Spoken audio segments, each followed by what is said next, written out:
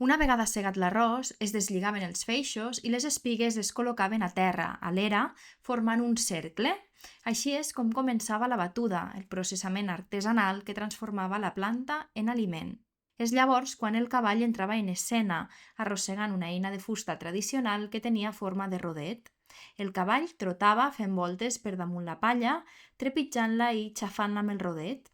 Amb este moviment constant s'aconseguia separar el gra del seu embolcall.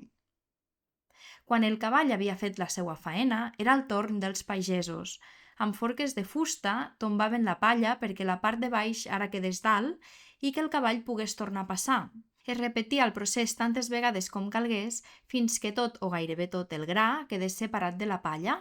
Llavors tornaven a intervindre els pagesos, que amb la forca de fusta anaven resseguint el cercle per treure la palla i posar-la en un munt al mig.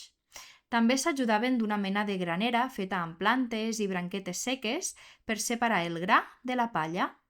A poc, el cercle conservava només el gra i al munt del mig hi havia les espigues seques. Después se replega el arroz y ya se pone en un munt como aquell, y allí que allí, y después el día siguiente o el mateix dia, si hi ha temps, s'escampa tot en esta era, Es posa en aquell munt d'allà, no? se posa en un munt i s'escampa tot en una era. Esta pila de gra es tornava a escampar amb l'ajuda del cavall i un estri pla de fusta, maniobrat pel pagès, per completar l'assecat, i s'escampava creant una mena de forma ovalada. El cavall passava una vegada i una altra per damunt de la pila de gra per anar-lo repartint per l'era. Després es canviava d'eina. Esta era també de fusta, però tenia unes pues i servia per tornar a escampar el gra per l'era, oxigenar-lo i que així s'anés assecant.